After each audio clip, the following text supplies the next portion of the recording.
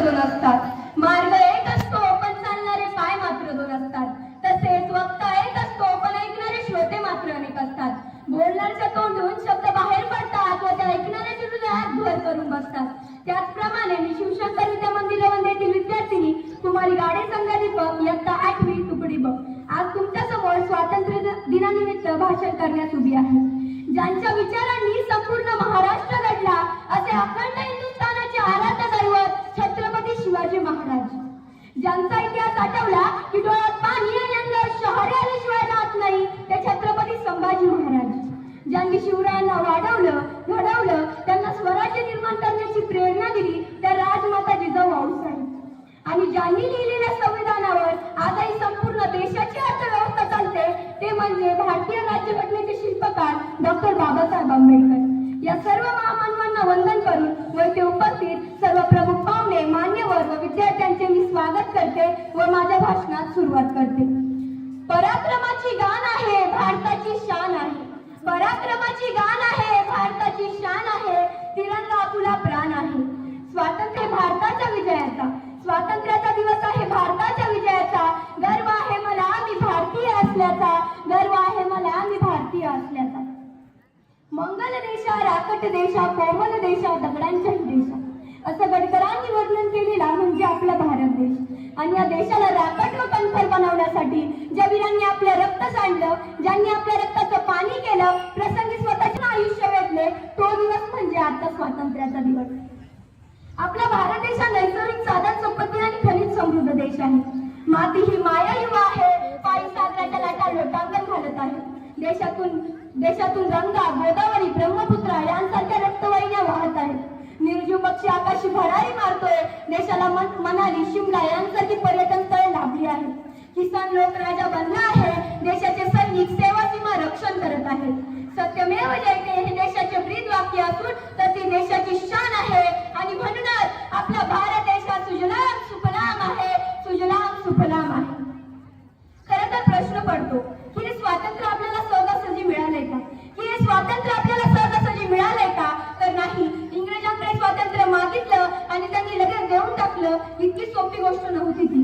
तर अनेकांनी आपला त्याग बलिदान या देशासाठी दिलं तेव्हा कुठे स्वातंत्र्य आपल्याला मिळालं. मग त्यामध्ये पंडित जवाहरलाल नेहरू असतील, महात्मा गांधी असतील, नेताजी सुभाषचंद्र बोस असतील, चंद्रशेखर आझाद असतील, सुखदेव असतील तर अशा अनेकांनी आपल्या प्राणाची आहुती दिली तेव्हा कुठे स्वातंत्र्य आपल्याला मिळालं. यांच्यासमोर मृत्यू उभा होता परंतु कुठेतरी यांना अभिमान देखील होता. म्हणूनच जाता जाता आपल्याला ते हसत हसत सांगून गेले. सास थमती गई नब्ज जमती गई. नब्ज जमती गई सास थमती गई. फिर भी बढ़ते कदम को न रुकने दिया. अरे कट गए सर हमारे. अरे कट गए सर हमारे तो कुछ गम नहीं. सर हिमालय का हमने न झुकने दिया. सर हिमालय का हमने न झुकने दिया. बढ़ते बढ़ते रहा बाकपन साथियों अब तुम्हारे हवाले वतन साथियों. अब तुम्हारे हवाले वतन साथी. प्रयत्न करत रहा. कोणीतरी म्हटलंय लहरों से डरकर नौका पार नहीं होती. कोशिश करने वालों की कभी हार नहीं होती. असफलता एक चुनौती है उसे स्वीकार करो. क्या कमी रह गई उसे देखो और उसमें सुधार करो. कुछ किए बिना ही जय जयकार नहीं होती. कोशिश करने वालों की कभी हार नहीं होती. कोशिश करने वालों की कभी हार नहीं होती. आपल्याला अगदी लहानपणापासून माहिती आहे आपल्यासाठी कोण लढले. महात्मा गांधी कोण होते. नेताजी सुभाषचंद्र बोस कोण होते. चंद्रशेखर आझाद कोण होते. लोकमान्य टिळक कोण होते. आपण लहानपणापासून इतिहासात शिकत आलोय की छत्रपती शिवाजी महाराज कोण होते. परंतु यांच्यातला एक तरी गुण आपण आत्मसात केला का हे एकदा स्वतःला विचारा. महात्मा गांधीजींना चांगले वाईट बोलणारे खूप आहेत परंतु असं म्हणतात की ते चांगले होते म्हणून ते नावाजलेले आहेत. ते म्हणतात ना इतिहास घडवणारी माणसं इतिहास कधी विसरू शकत नाही आणि इतिहास विसरणारी माणसं कधी इतिहास घडवू शकत नाही. मुळात हाच एक मोठा इतिहास आहे. आपला भारत देश जगाचा प्रगती प्रचार चालला देखील आहे. गेल्या काही वर्षांपूर्वी आपला भारत देश जगातील 10वी अर्थव्यवस्था होती. तर आज मित्रांनो आपल्या भारत देशाने इतकी प्रगती केली आहे की आज आपला भारत देश जगातील 4थी अर्थव्यवस्था आहे. आणि आपण जर या कार्याला दुसऱ्या क्रमांकावर नेलं नाही तर आपण खूप काही केलंय असं समजू नका. आपल्या शाळेतील शिक्षक जिथं 5 तास थांबून शिकवायचं तिथं ते 8 तास कष्ट करून शिकवतात. हीच तर देश सेवा आहे. आणि हा एखादा गरुड जेव्हा आकाशात उंच भरारी मारतो लक्ष दौडीकडे त्याच्या घरट्यातील पिल्लांकडे असतं, तसंच आपल्या विद्यालयाचे मुख्याध्यापक माननीय श्री बिरे सर यांचे लक्ष आम्हा सर्व विद्यार्थ्यांकडे असतं. खरंच खूप अलर्ट असतात sir. Thank you so much sir. आपल्याला जर आपला देश विश्वगुरू बनवायचा असेल ना तर त्यासाठी एकच मार्ग आहे आणि तो म्हणजे शिक्षण. आणि अशी शिक्षणाची गंगा असामान्यांच्या घरोघरी पोहोचवणारे आपल्या रयत शिक्षण संस्थेचे संस्थापक डॉक्टर कर्मवीर भाऊराव पाटील सर. मला खूप काही बोलायचंय परंतु या शब्दात व्यक्त करता येतं ते खूप काही बोलण्यासारखं असतं असं मला तरी वाटत नाही. आपल्या भारत देशाने भरपूर देशांना मदत केली आहे, मग ती मदत अमेरिकेतील कोरोना काळातील असो, श्रीलंकेतील आर्थिक व्यवस्था असो किंवा अफगाणिस्तानातील भूकंप वेळ असो. यावरून आपल्याला एक लक्षात येते की आपला भारत देश मदत घेणारा नाही तर मदत करणारा बनलाय.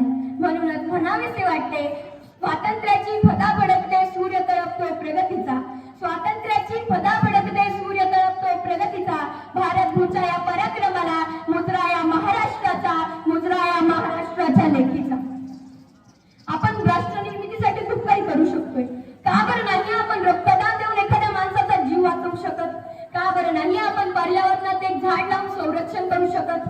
का बरं नाही आपण कचरा इकडे तिकडे न टाकता देशाच्या स्वच्छतेत योगदान देऊ शकत? मी असे नाही म्हणत की आपला देश हा एक नंबरचा देश आहे, पण मी असे नक्कीच म्हणेन आपल्यात ती ताकद आहे की आपण एक ना एक दिवस नक्कीच आपल्या देशाला एक नंबरचा देश बनवू शकतो.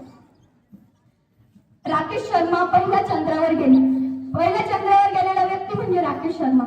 राकेश शर्मा चंद्रावर गेले व चंद्रावरून माघारी आले तेव्हा त्यांची भेट इंदिरा गांधीजींशी झाली. इंदिरा गांधीजींनी त्यांना प्रश्न विचारला, राकेशजी तुम्ही चंद्रावर गेलात, तुम्हाला सर्व देश निरनिराळे दिसले, मग आपला भारत देश कसा दिसला? तेव्हा त्यांनी उत्तर दिलं व तेव्हापासून आपण ते वाक्य बोलतो, सारे जहां से अच्छा हिंदुस्तान हमारा, सारे जहां से अच्छा हिंदुस्तान हमारा. स्वातंत्र्यानंतर आपण अनेक क्षेत्रात प्रगती केली आहे. वैज्ञानिक तंत्रज्ञानापुढे आपण चंद्र ते मंगळापर्यंतचा प्रवास केला आहे. वैज्ञानिक तंत्रज्ञानामुळे आपण देशाला एका नवीन प्रगतीकडे नेत आहोत आणि भारतीय नागरिकांमध्ये विश्वास आहे की भारतीय सैनिक हे जगातील सर्वोत्तम सैन्यांपैकी एक आहे. शेवटी आपल्याला एका ओळीत असे म्हणता येईल ती म्हणजे देशाचा आत्मा आहे. शेवटी एवढंच म्हणेल, ना जातीसाठी लढले ना धर्मासाठी लढले, ना जातीसाठी लढले ना धर्मासाठी. भारतीय शूरवीर फक्त देशासाठीच लढले, भारतीय शूरवीर फक्त देशासाठीच लढले. भाषणाचा शेवट म्हणजे घोषणा तर झाल्याच पाहिजे. बोला भारत माता की, भारत माता की, वंदे वंदे. स्वातंत्र्य दिनाचा, स्वातंत्र्य दिनाचा जय हिंद, जय भारत, जय कर्मवीर, जय शिवराय. धन्यवाद.